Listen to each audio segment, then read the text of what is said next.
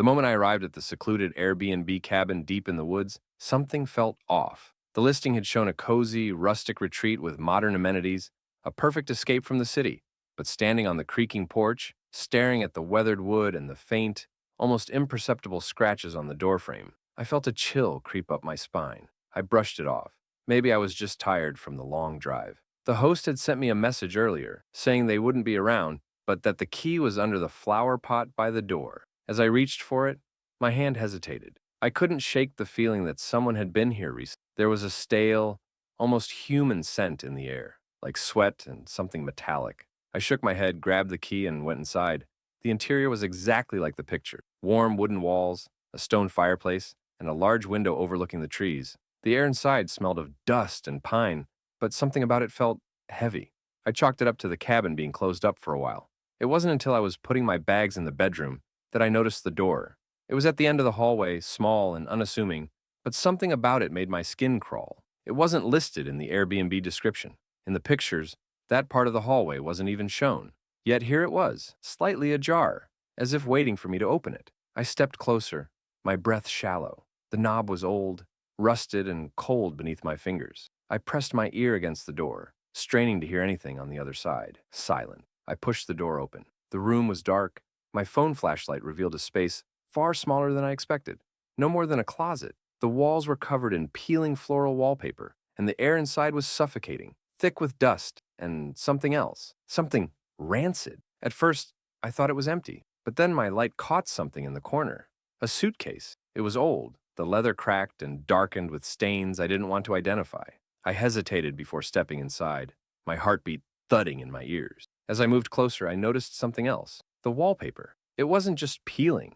It had been scratched away in long, desperate claw marks. I backed out of the room and shut the door, locking it instinctively. My hands were shaking. That night, I struggled to sleep. The wind howled outside, rattling the windows. The trees cast long, spindly shadows across the floor. Every time I closed my eyes, I saw that suitcase, those claw marks. Then, at around 2 a.m., I heard it, a whisper, faint, just beyond the door. I sat up, my pulse pounding in my throat. The whispering grew louder, low, hurried voices, as if multiple people were murmuring just on the other side of my bedroom door. I grabbed my phone, turned on the flashlight, and crept toward the hallway. The whispering stopped, but the small door, it was open, wide open. The suitcase was gone. The walls were clean. No claw marks, no dust, nothing. I ran back into the bedroom, locked the door, and stayed awake until the first light of morning. As soon as the sun rose, I packed my things and left without looking back. As I was driving away, my phone buzzed with a message from the host. Hope you had a great stay. Just a reminder, please don't open the storage room at the end of the hall. Last guests swore they heard noises from inside. Old cabins settle strangely. I stared at the message, my hands ice cold on the wheel. There was no storage room in the listing. I found the Airbnb listing late at night, half asleep and scrolling through options for my upcoming solo trip.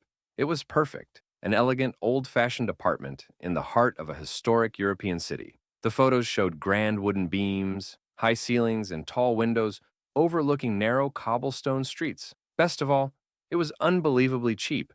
I booked it immediately. When I arrived, the street was exactly as pictured, charming yet eerily quiet. The city was bustling, but this particular alley felt oddly abandoned. The building stood at the end, its facade worn by time.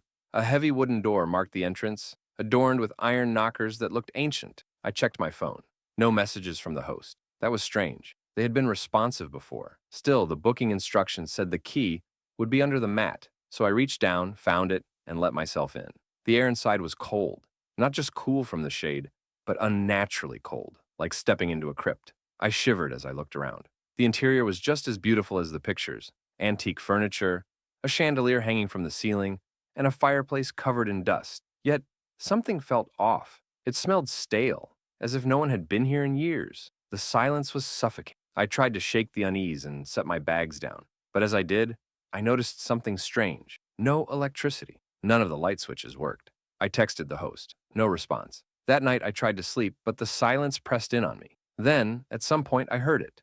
A creaking noise, like someone shifting their weight on an old wooden floor. I sat up, holding my breath. The sound was coming from the next room. Slowly, I got out of bed, my heart hammering. I crept toward the door, easing it open just a crack. Nothing. Just the dim glow of the moon filtering through the window. But then, as I turned to go back, I saw it, a figure standing in the reflection of the window. My breath caught in my throat. I spun around, but there was no one there. I turned back to the window, empty. Just my own pale face staring back at me. I didn't sleep after that. The next morning, I needed air. I left the apartment and wandered into a nearby cafe. An old woman behind the counter greeted me kindly. "You staying in the city long?" she asked. "Just a few days," I said. "I'm renting an Airbnb on Rue Blanche." She froze, her expression tightening. "That building?" she asked slowly.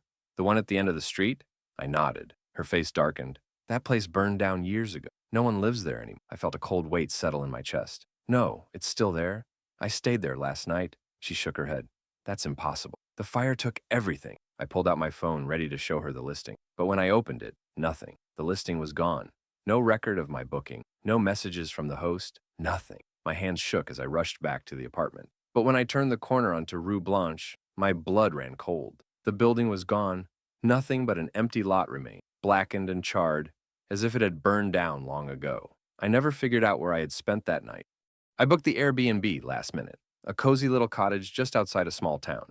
The pictures showed a charming space, warm wooden floors, a stone fireplace, and large windows overlooking a vast stretch of countryside. It was exactly what I needed, a quiet retreat away from everything. The host, Daniel, messaged me shortly after booking. "I won't be there to greet you, but the key is under the flower pot.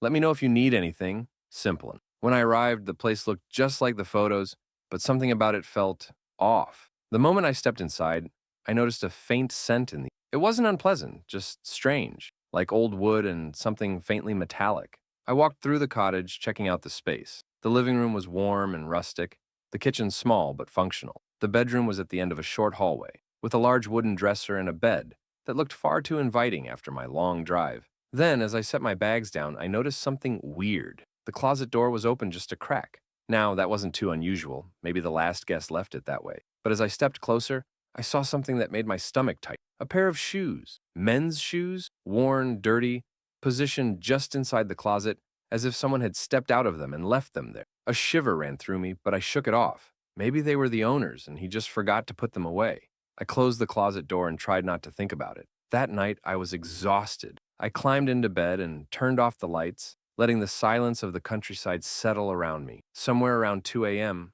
I woke up.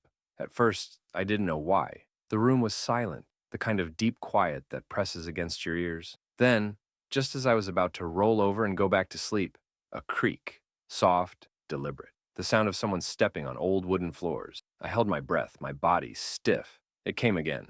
Another creak, closer this time. I turned my head slightly, my eyes adjusting to the darkness. The bedroom door was still shut, but the sound, it was inside the room. I reached for my phone, my fingers trembling. As I lifted it, the screen's glow illuminated the space in front of me, and I saw them. Feet. A pair of bare, dirty feet standing just beyond the foot of my bed. I jerked upright, scrambling to turn on the bedside lamp. The room flooded with light, but there was nothing. My chest heaved, my heart slamming against my ribs. I scanned the room, the floor, the doorway. Empty. I barely slept after that. Every noise, every shadow made my skin crawl. As soon as the sun came up, I packed my bags, ready to leave. Then, just as I was about to walk out, I got a message from Daniel. "Hope you had a good night. Just a heads up, some guests say they hear strange noises at night. Don't worry though, the house is old, and the floors creak a lot." Haha. I stared at the message, my hands ice cold. I never told him about the footsteps. I was looking for a cheap last-minute Airbnb for a weekend getaway when I found it. A small rustic cabin deep in the mountains. The listing described it as a peaceful escape from the modern world, with no Wi-Fi, no neighbors, just solitude and nature. Exactly what I need. The host, a woman named Margaret, sent me a short, polite message after I booked. "Key is under the mat. Enjoy your stay." The drive up was long, the roads winding and isolated. By the time I reached the cabin, the sun was already setting, casting deep orange and red hues over the towering pine trees. The cabin itself looked like something out of an old fairy tale. Small, wooden, with a slanted roof and a porch swing, swaying gently in the breeze. I grabbed the key from under the mat and stepped inside. The air was thick with the scent of pine and something else, something stale. Dust motes floated in the dying sunlight streaming through the window. The furniture was old but well maintained, the kind that made you think of generations passing through the same space. It felt abandoned, as if no one had stayed here in years. I brushed the thought aside, dropped my bag in the bedroom, and started settling in. There was no TV, no radio, Just silence, thick and absolute. I hadn't realized how used to noise I was until I was surrounded by nothing but the occasional creak of the wooden walls. That night, I lit some candles and read a book by the fireplace. Everything was fine, peacefully. But then, just as I was about to head to bed, I noticed something strange. One of the candles near the window had gone. I frowned. There was no draft in the cabin, no open windows. I relit it and turned back toward the bedroom. As I did, the candle went out again. This time, I felt a chill run down my spine. I tried to ignore it, convincing myself it was just an issue with the wick. But the unease lingered.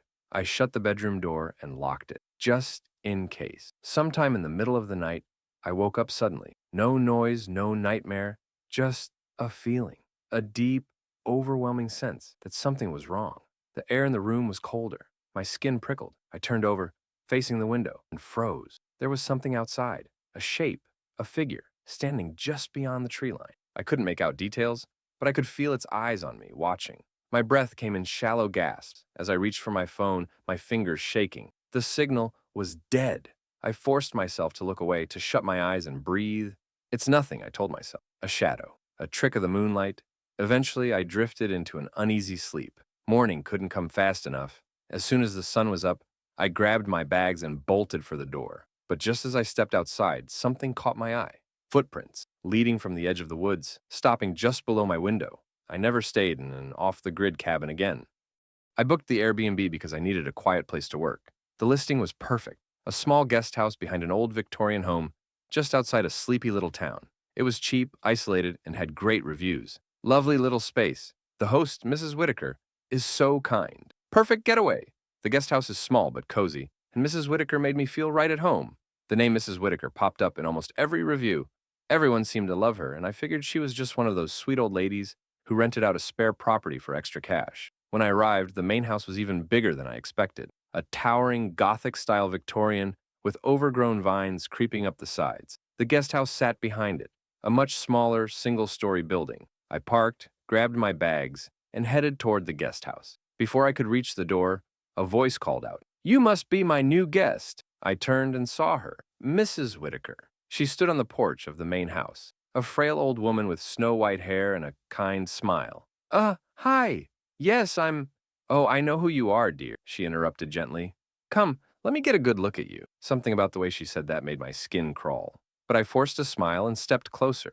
Mrs. Whitaker reached out with thin, delicate fingers and gently touched my face. Her hands were ice cold. Yes, you'll do just fine," she murmured. I had no idea what she meant, but before I could ask, she clapped her hands together and said, "Well, I won't bother you. Let me know if you need anything." Then she turned and disappeared into the house. That night, I tried to focus on work, but I couldn't shake the uneasy feeling in my chest. Maybe it was the isolation, or maybe it was the way Mrs. Whitaker had looked at me, like she was sizing me up. At some point, I fell asleep.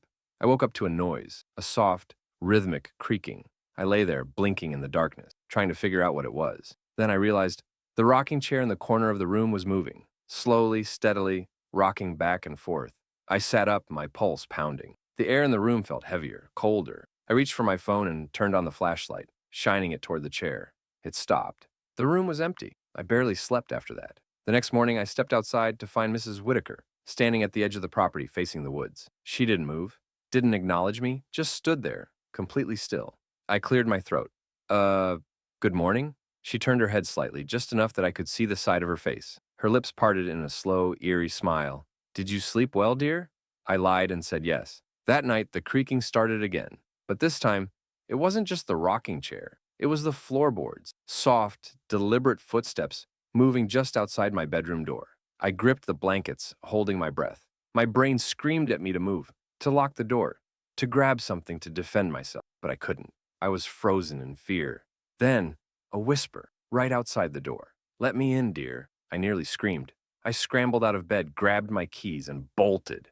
I didn't stop running until I was in my car, speeding away from that house. I didn't even bother messaging Mrs. Whitaker to tell her I was leaving. A few days later, I went back to the listing. I wanted to leave a warning for other guests, to tell them what had happened, but the listing was gone.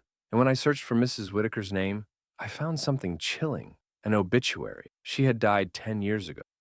I booked the Airbnb on a whim. It was a converted barn on the outskirts of a small rural town, and the pictures made it look like something out of a magazine. Rustic wood beams, warm lighting, a cozy loft-style bedroom. The reviews were all positive, talking about how peaceful and secluded it was. That was exactly what I wanted, a break from everything. The host, a man named Greg, sent me a brief message before I arrived. Let me know when you check in. The place is all yours. When I pulled up, the barn looked even better in person. The sun was setting, casting long shadows across the fields. The wind rustled through the trees, the only sound in the otherwise perfect silence. I grabbed my bag, unlocked the door, and stepped inside. The interior smelled like old wood and something faintly sweet, like hay. It was quiet, save for the occasional creak of the beams as the wind pressed against the structure. I set my things down and walked through the space. It was simple but cozy, exactly as advertised. But then I noticed something strange. The bedroom loft had a railing overlooking the main floor, and on that railing, someone had carved deep scratch marks into the wood. Long, jagged lines, like something or someone had been clawing at it. A shiver crawled up my spine. I shook it off. The barn was old. Maybe it was just damage from a past guest or an animal that had somehow gotten inside. Still, something about it unsettled me. That night, as I lay in bed, I heard it, a soft, rhythmic creaking. At first, I thought it was the wind, but then I realized it was coming from inside the barn. I turned over, listening. The sound was coming from the loft railing, like something was rocking against it. I sat up slowly, my breath caught in my throat. My phone was on the nightstand, but I was too scared to reach for it. Instead, I just sat there, frozen, listening. The creaking stopped. For a few moments, there was silence. Then, a whisper, a breathy, broken voice right outside the loft railing. "Help me!" I felt a cold wave of terror wash over me. I didn't move, didn't breathe. Then, scratch, the sound of nails dragging against the wood. I bolted. I grabbed my phone, my keys, and ran. I didn't stop until I was outside, gasping for air in the freezing night. I called Greg. He answered on the second ring, his voice groggy. "Hey, everything okay?" I told him what had happened. The scratching, the whispering, the carved-up railing. There was a long pause, then he sighed. "Damn it. I was hoping it had stopped." My blood ran cold. "What are you talking about?" I asked. Greg hesitated. Then, in a tired voice, he said, "A long time ago, before I renovated the place, a girl went missing. They never found her, but people say she used to stay in the loft. Guests kept hearing noises, seeing things. I thought it was over, but I guess she's still here." I didn't say another word. I got in my car and drove away, leaving the barn and whatever was in it behind. Greg refunded me the next day. But the worst part? A week later, I got a message from an unknown number. "Did you hear me?" I had never been one to believe in ghosts. That changed after my stay at the Blue Pines cabin. I booked the Airbnb because I wanted to get away from the city for a while. The listing described it as a charming old log cabin tucked away in the woods, isolated, peaceful, perfect for clearing my head. The host, Mark, had great reviews, and everything seemed normal. When I arrived, the place looked exactly like the pictures, maybe even better. A small, rustic cabin with a wraparound porch deep in the forest. The trees stretched high, their branches weaving together like a tangled net. The air was crisp, carrying the scent of pine and damp earth. Mark wasn't there to greet me, but he left a message. "Welcome. Make yourself at home. Feel free to use anything in the cabin. Just don't open the basement door." I frowned at that last part.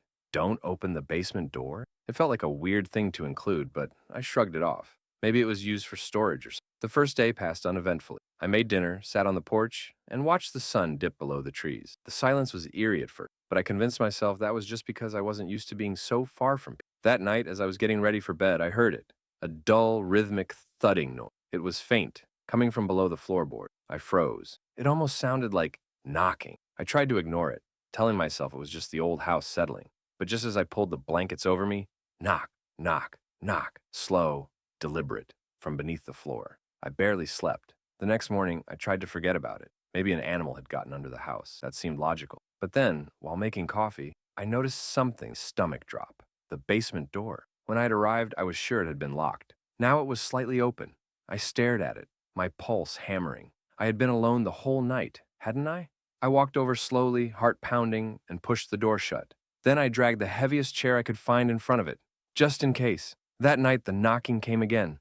But this time, it was louder, more frantic. And it wasn't just coming from the basement. It was coming from the closet, the walls, like something was trapped inside them. I lay in bed, frozen in terror, as the knocking moved closer and closer until a whisper, right outside my bedroom door. "Let me out," I snapped. I grabbed my bag, my keys, and bolted. I didn't stop until I was in my car, speeding down the dirt road. I called Mark the second I had service, demanding an explanation.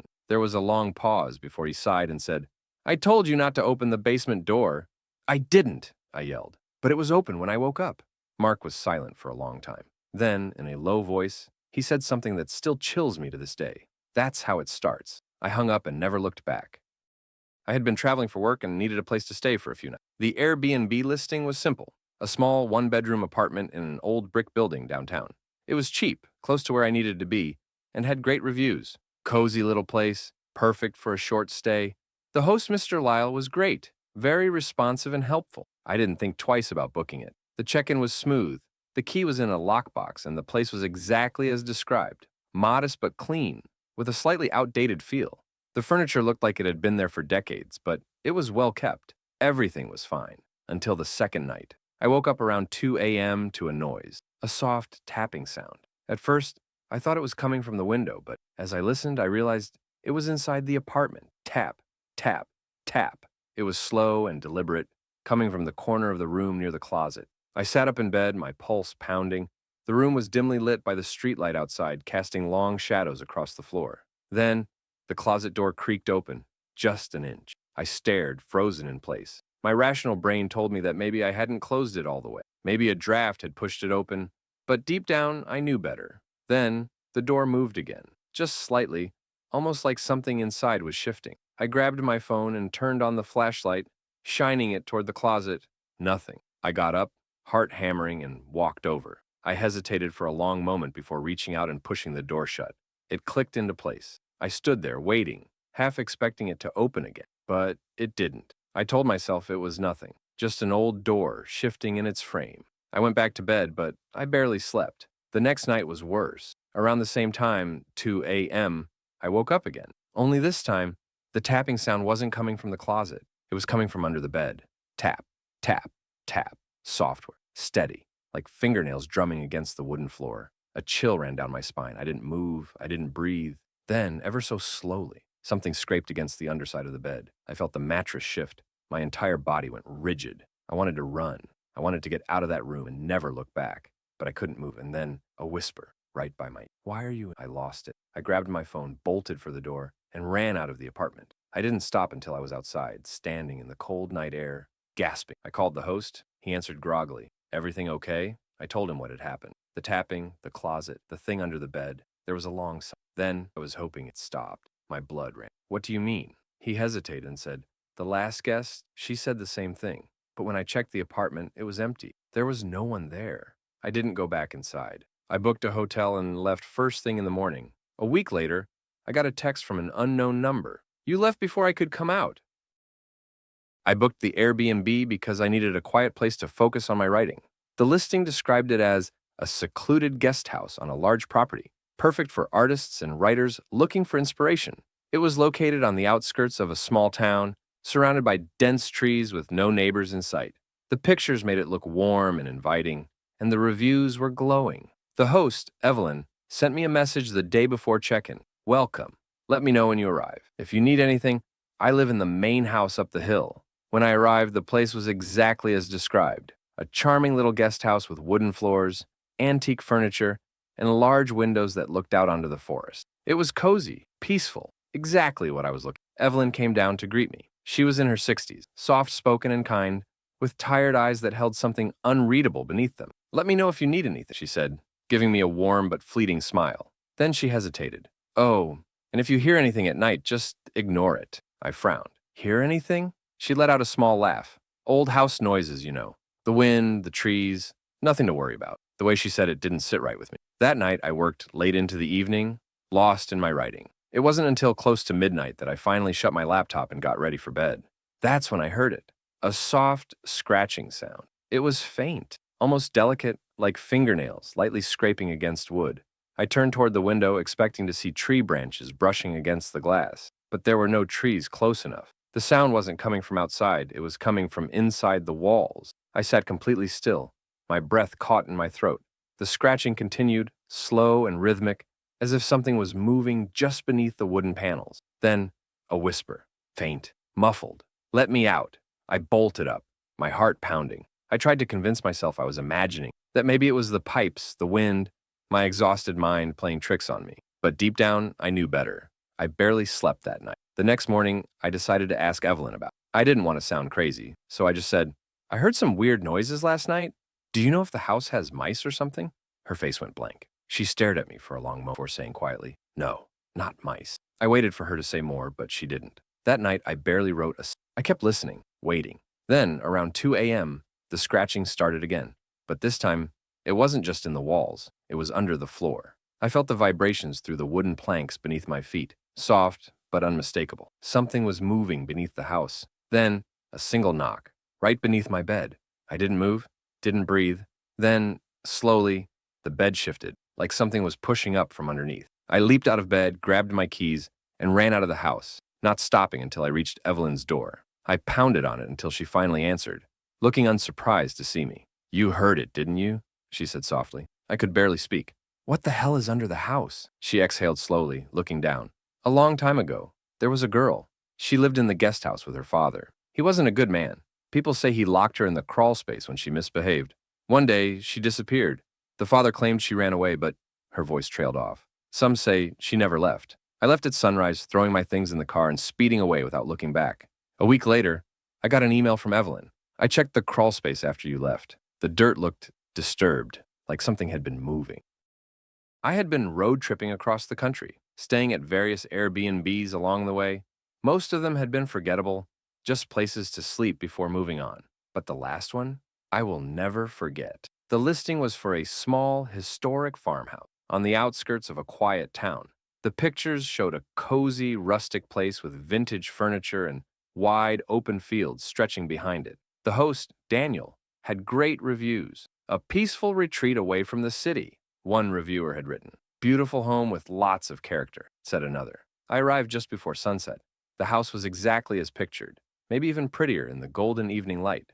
Daniel wasn't there to greet me, but he had left a message. Welcome. Make yourself at home. Just a small note. Please don't use the rocking chair in the living room. It's an antique and very fragile. I found that a little odd, but I figured he was just trying to protect an old piece of furniture. Inside, the house smelled like aged wood and faint lavender. The living room was charming. Floral wallpaper, a brick fireplace, and in the corner, the rocking chair.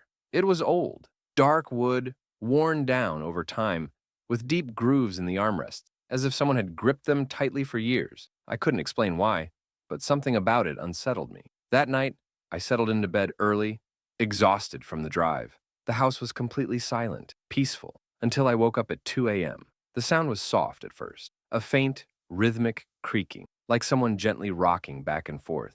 I lay in bed listening. The sound wasn't coming from the wind or the house settling, it was coming from the living room, from the rocking chair. I told myself it had to be my imagination. Maybe I had left a window open and the breeze was moving it. But when I gathered the courage to go check, I found all the windows shut. And the chair? It was facing a different direction than before. A cold wave of fear washed over me. I knew for a fact I hadn't touched it.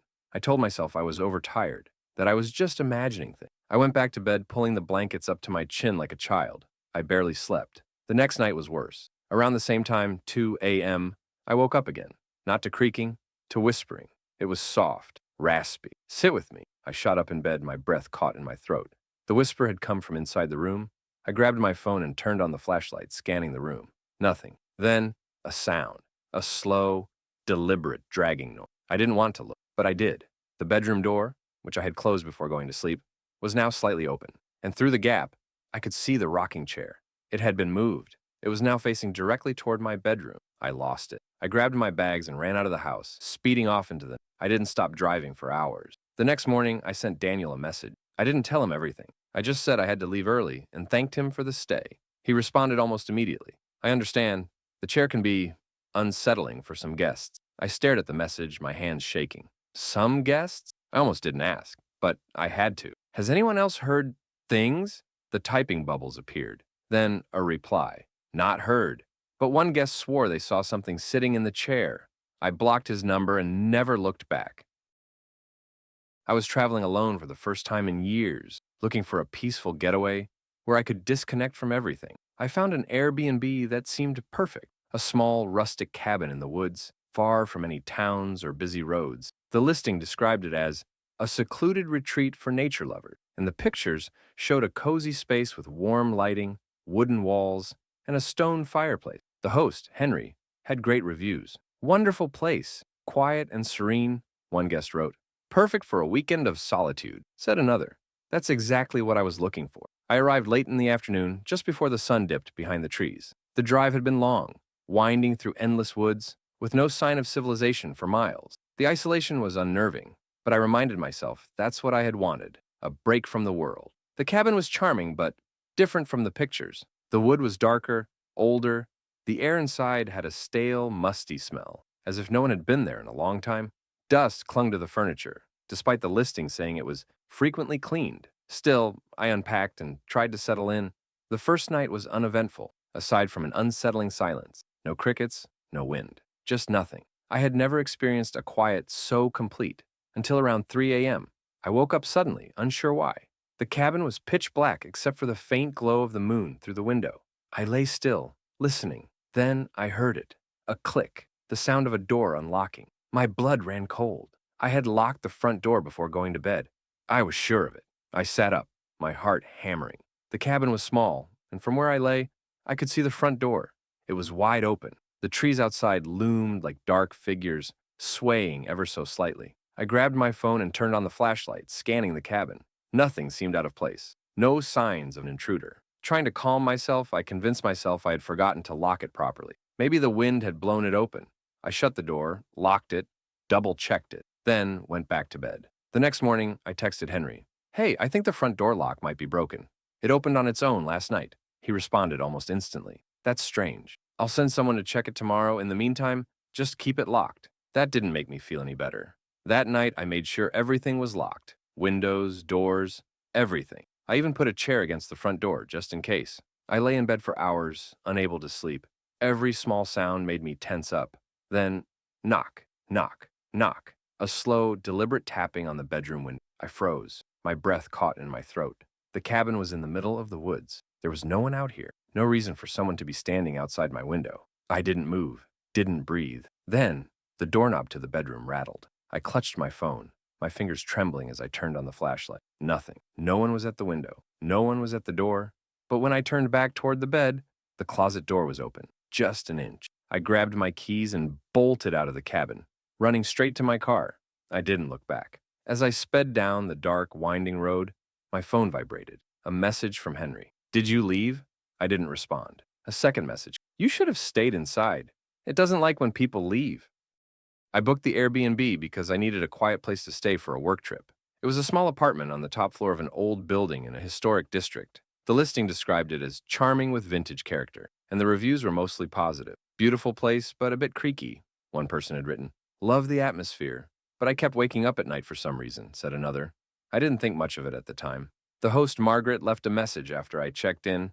Welcome. Hope you enjoy your stay. Just a small thing. Please don't move the mirror in the bedroom. It's an antique and very delicate. I hadn't even noticed the mirror until it stood in the corner of the bedroom, an old, full-length mirror with an ornate wooden frame. The glass was slightly warped, making reflections look a little off. It creeped me out, but I didn't plan on touching it, so I put it out of my mind. The first night was uneventful except for the sound. The apartment was silent, but every now and then I'd hear something, a faint creaking, like footsteps in the hallway outside. I told myself it was just the old building settling. Around 2 a.m., I woke up feeling uneasy. I wasn't sure why. Then I realized it was colder, much colder than before. My eyes drifted toward the mirror. The reflection looked wrong. I could see my bed, the window, the door, everything in the room, but the bed looked empty. My reflection wasn't there. I sat up quickly, my breath catching in my throat. The moment I moved, my reflection snapped back into place, as if it had been delayed. I turned away, refusing to look at it anymore. The next night, things got worse. I was lying in bed trying to sleep when I heard it again, soft, slow, creaking.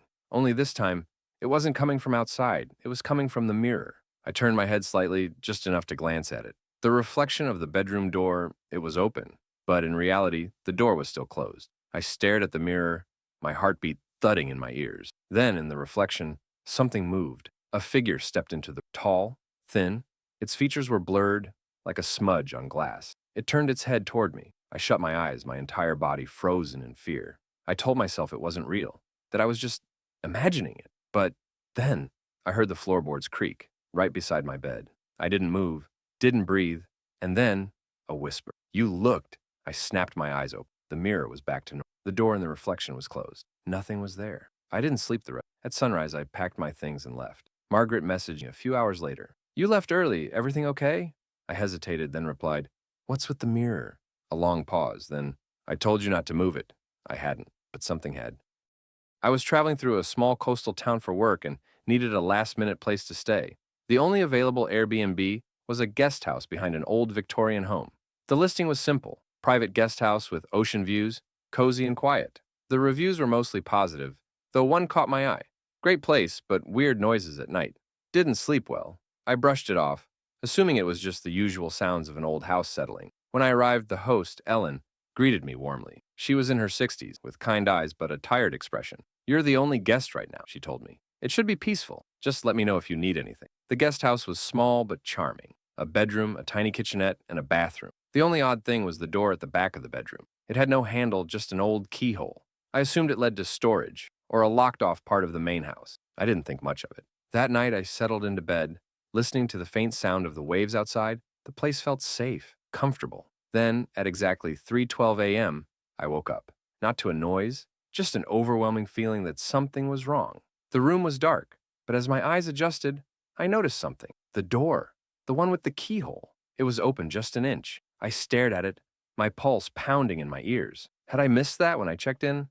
I grabbed my phone, turned on the flashlight, and shined it toward the crack. Nothing but darkness beyond it. Slowly, I got up and pushed it shut.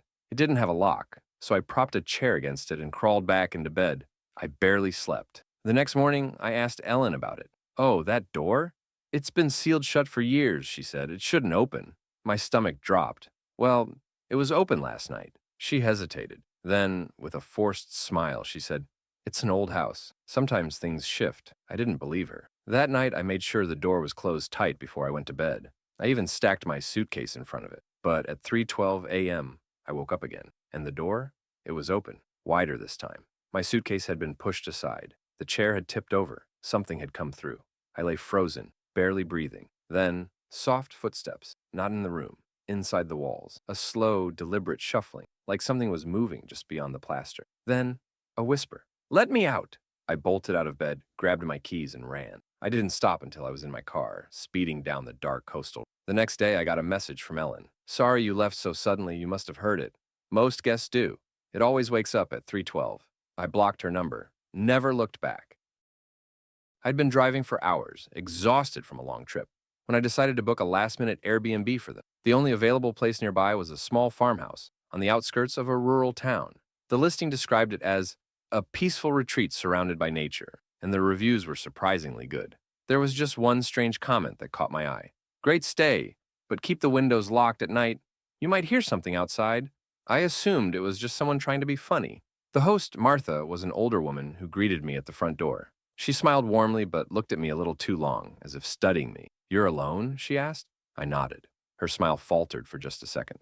"Well, let me know if you need anything. Cell service can be spotty out here, so just come to the main house if there's a problem." She handed me the keys, hesitated, then added, "And just keep the curtains closed at night." I laughed a little, thinking she was just trying to spook me, but she didn't laugh back. The farmhouse was small but comfortable. Rustic furniture, old paintings on the walls, and a lingering scent of lavender and dust. The windows were large, showing a view of the surrounding fields and distant tree line. At sunset, I made myself dinner, feeling completely at ease. But when night fell, the house took on a different atmosphere. The silence was heavy, as if the fields outside were holding their breath. I was about to go to bed when I remembered Martha's words. "Just keep the curtains closed." Curious, I walked to the nearest window and peered out. At first, I saw nothing but the moonlit fields stretching into the dark woods. But then, at the edge of the trees, something moved. A figure, standing too still. I couldn't make out any details, but it was tall, far taller than any person should be. And though I couldn't see its face, I had the overwhelming feeling that it was watching me. A chill ran down my spine, and I quickly pulled the curtain shut. I tried to convince myself it was a trick of the light, maybe a tree or a fence post. But as I climbed into bed, I couldn't shake the feeling of being observed. At exactly 2:43 a.m., I woke up. Something was tapping on the window. I lay frozen, heart pounding. The sound was slow, rhythmic, like someone was deliberately trying to get my attention. Then came the worst part. I heard a voice. "You saw me." It was a whisper, right outside the glass. I squeezed my eyes shut, my breath shallow. The room was completely still except for the quiet tap, tap, tap against the window pane. I don't know how long I stayed like that. Eventually, the tapping stopped. I didn't open my eyes until the sun came. When I finally got the courage to check the window, my stomach dropped. The curtain was slightly open, just a sliver, and on the outside of the glass, there were handprints. I left immediately. As I was packing up, Martha appeared at the door, her face tired but unsurprised. "You looked, didn't you?" she asked softly. I didn't answer. She sighed, handing me a small pouch filled with something, salt. "Next time, don't open the curtains." I had been driving cross country for days, and exhaustion was starting to take its toll.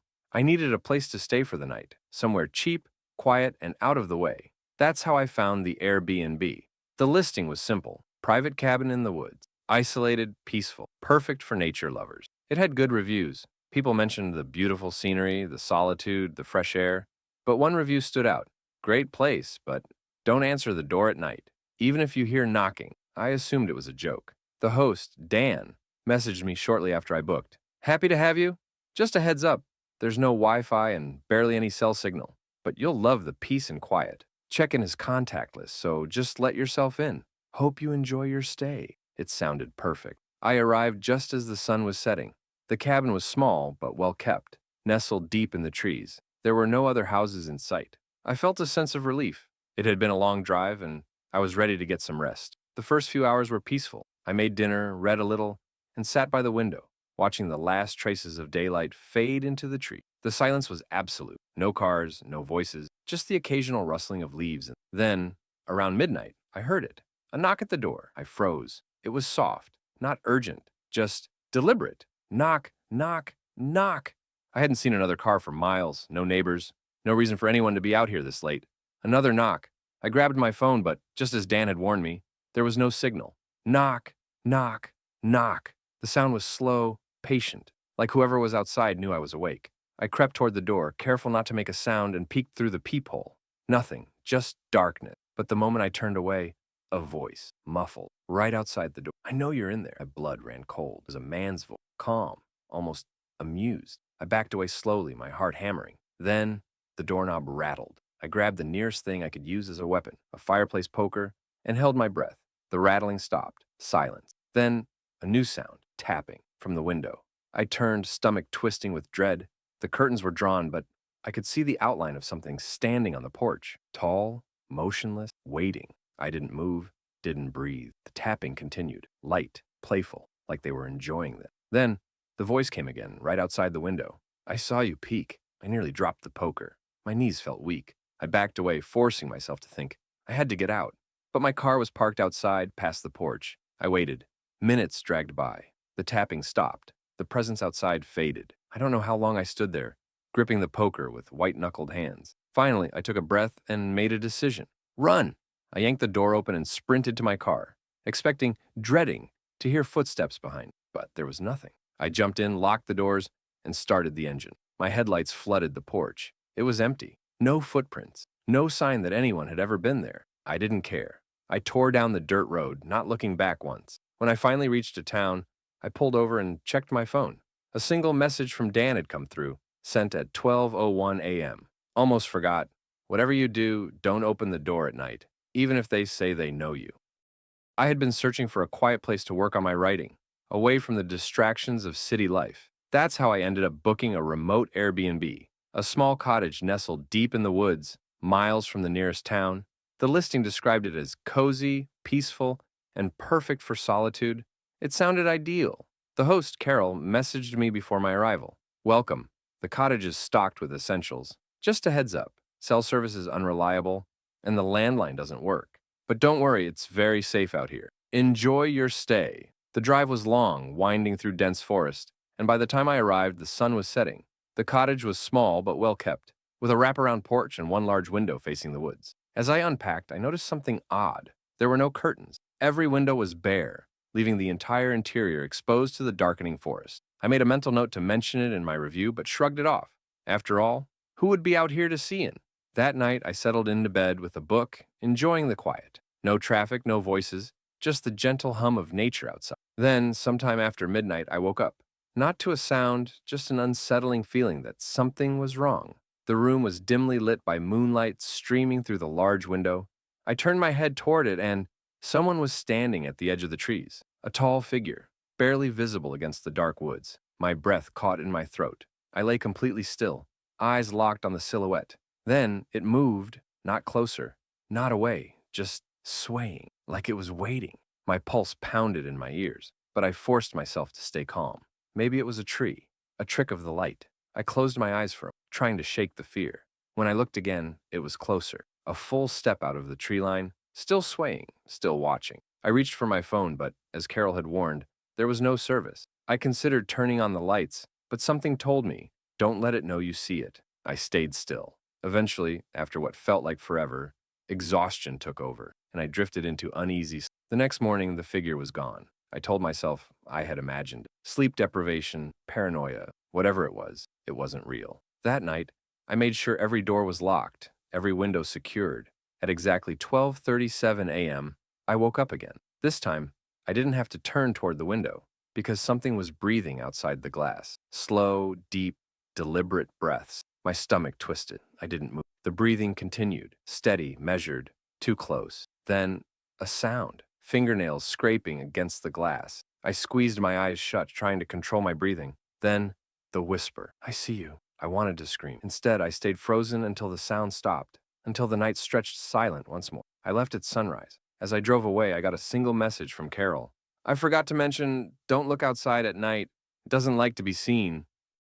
I had always been a budget traveler, picking cheap, out-of-the-way Airbnb stays just for the experience. That's how I found the abandoned church list. The host, Lyle, described it as a unique stay in a historic chapel, perfect for those seeking solitude. The price was ridiculously cheap. The reviews were mixed. Some called it atmospheric, others mentioned strange noises at night, and one just said, leave before 3 a.m. I booked it anyway. When I arrived, I realized how isolated. The church sat alone in a clearing, surrounded by towering trees. It wasn't exactly well kept. Stained glass windows were cracked, and the wooden doors creaked loudly when I pushed them open. Inside, the air was cold. The pews had been pushed aside to make room for a small cot, a wooden table, and a single dim lamp. The altar was still intact, covered in withered flowers and melted candles.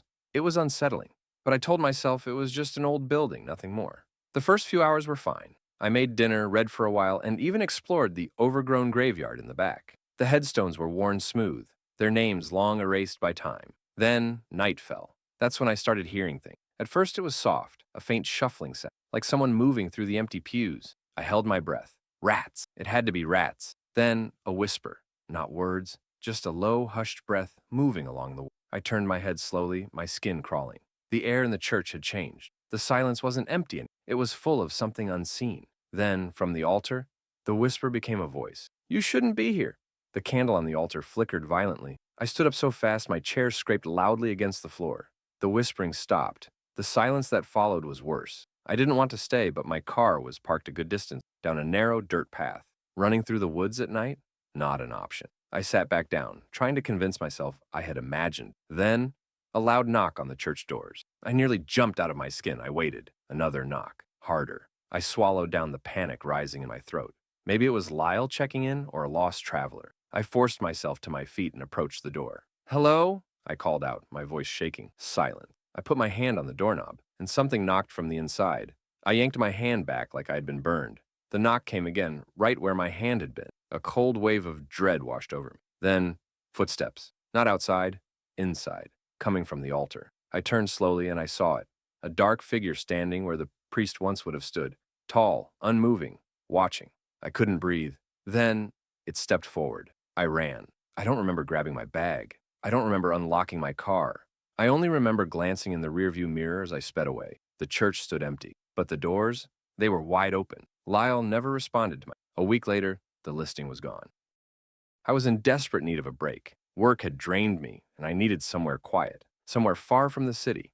That's how I found the small cabin in the mountains on Airbnb. The listing was vague but inviting. A secluded retreat with breathtaking views, perfect for those looking to unplug. It had good reviews, except for one. It read, nice place, but I woke up to someone knocking, and there was no one there. I shrugged it off. Probably just the wind. I arrived late in the afternoon, and the drive up was beautiful but desolate. Miles of winding roads, no other cars in sight. The cabin itself was small but cozy, with a wraparound porch and an incredible view of the valley below. The inside was simple, just a bed, a kitchen, and a single large window that faced the forest. But something was off. The moment I stepped inside, a strange feeling settled over me, like I was being watched. I shook it off as paranoia. I had been alone for hours. It made sense that my mind was playing tricks on me. That first evening was peaceful. I made dinner, sat on the porch with a drink, and watched the sky turn dark. But then, sometime after midnight, I woke up. At first, I didn't know what had startled me. Then I heard it, knocking, slow, rhythmic, not at the door, at the window. I froze. My back was to the glass, and I could feel something on the other side. I wanted to turn over, to see what was there, but something inside me, something primal, told me not to. The knocking continued. Software persisted. Then, a whisper, muffled, right outside the glass. I clenched my hands into fists. My whole body screamed at me to stay still. Then the whisper became words. I know you're awake. A sharp, ice-cold fear shot through me. I stayed frozen, barely breathing. Then, after what felt like forever, the knocking stopped. The whispering faded into silence. I didn't move until the first light of dawn crept through the trees. When I finally forced myself to turn and look, the window was empty. No footprints outside. No sign that anyone had ever been there. I left without packing, without looking back. But as I drove away, my phone buzzed with a message from the host, sent at 3:12 a.m. Whatever you do, don't look at the window at night. It doesn't like to be seen. I needed a cheap place to stay for a weekend while visiting a small town for a friend's wedding. Hotels were overpriced, so I found an Airbnb listing for a private basement apartment in an older house. The host, Mark, had great reviews, and guests described the place as quiet, comfortable, and perfect for a short stay. When I arrived, Mark greeted me at the door. He was friendly, but something about him felt off. His smile was a little too wide, his eyes watching me too closely, but I brushed it off. Maybe he was just awkward. He led me through the main house and down a narrow staircase to the basement apartment. It was small but clean. A bedroom, a tiny kitchenette, and a bathroom. The only thing that unsettled me was the door at the far end of the room. It was locked. Mark must have noticed me staring. That just leads to some old storage. Nothing to worry about, he said with a chuckle. Enjoy your stay. I nodded, but as he left, I felt a strange unease settle over me. That night, I was exhausted and went to bed early. At some point, I woke up. I wasn't sure why at first. Then I heard it, a soft, scraping sound. I lay there, barely breathing. The noise was coming from the far end of the room, from behind the locked door. I told myself it was nothing, maybe pipes, maybe an old house settling. Then I heard the whisper. Are you awake? My blood turned to ice. I stayed frozen, my mind racing. Maybe it was Mark messing with me, a trick of the wind? Then the doorknob rattled, not violently, testing. I sat up, heart pounding. No way. This wasn't my imagination. Then, in the dim light of the room, I saw something that made my stomach drop. The door wasn't locked anymore, it was slightly ajar. I didn't wait to see what was on the other side. I grabbed my bag and ran up the stairs, not caring about the noise. The main house was dark and silent, but I didn't stop. I bolted out the front door and into my car. As I drove away, my phone buzzed with a message from Mark. Everything okay? You left in a hurry? I didn't respond. But later, when I looked back at the Airbnb listing, it was gone. I was traveling cross-country for work and needed a last-minute place to stay. The hotels in the area were full, so I found an Airbnb listing for a small guest house behind an old Victorian home. The pictures showed a cozy little space, nothing fancy, but good enough for a night. The host, Eleanor, was an older woman with polite but short messages. She simply wrote, "Check in anytime after 6 p.m. The key will be under the mat. Please don't enter the main house." That last part was a little odd, but I figured she just valued her privacy. I arrived just after dark. The house was massive, its windows black against the night. The guest house was a small cottage tucked behind the main building, just as the photos show. I found the key, let myself in, and locked the door behind me. The inside was simple but comfortable, just a bed, a bathroom, and a tiny kitchenette. The only thing that stood out was a single framed photograph on the nightstand. It was of Eleanor and someone else, a younger woman standing slightly behind her, wearing a pale dress. Her face was blurred. The photo gave me an uneasy feeling, so I turned it face down. I settled into bed, exhausted from the long drive. But sometime past midnight, I woke up suddenly. Someone was knocking, soft, deliberate taps against the window. I held my breath. The curtains were closed. I couldn't see out, but whoever was out there could see. I sat up slowly, my heart pounding. Tap, tap, tap, then a whisper. "Let me in." A chill ran down my spine. It was a woman's voice, low and pleading. I didn't move. I didn't breathe. Then the doorknob rattled. Not violently, just testing. I grabbed my phone and fumbled for Eleanor's number. My hands were shaking as I texted, "Someone is outside the guest house." Almost immediately, she responded, "Do not open the door. Do not look at her." I stared at the screen, my stomach twisting. Then another message. No matter what she says, she is not me. My breath caught in my throat. Tap, tap, tap.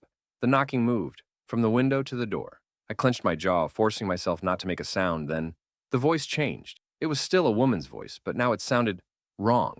Too deep, too hollow. Please, I need your help. The knocking stopped. The silence that followed was worse. Then the doorknob slowly turned.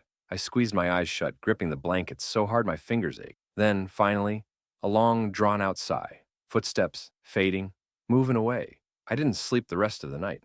At dawn, I packed my things and left without looking back. Eleanor never responded to my messages after that. A few weeks later, I checked Airbnb out of curiosity. Her listing was still there, but now in the photos. That framed photograph on the nightstand, the blurred woman's face was gone, and she was staring right at the camera.